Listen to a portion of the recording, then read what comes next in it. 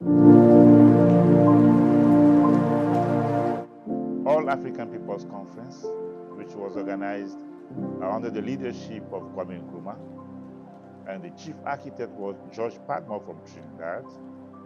And then Pan-Africanism, as you know, in that birthed or born in the Americas. And Nkrumah goes back to Ghana. Jomo Kenyatta goes back, to Kenya. Just to mention those two, they were at the 1944 Manchester Congress. So then when Nkrumah became the leader of Ghana, and they organized the first major Pan-African conference, there were more than 300 people were there. And then the majority African nationalists. Patrice Lumumba from Congo was there.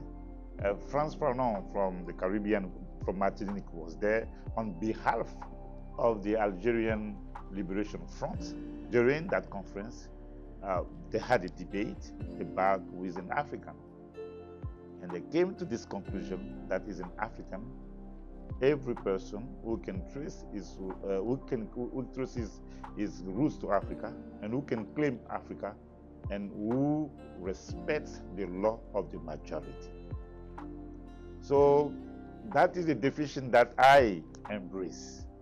Because when I hear people saying that, white people cannot be Africans, listen, it is not possible anymore, because we have to acknowledge, we have to respect the result of the history of the process that I just spoke about.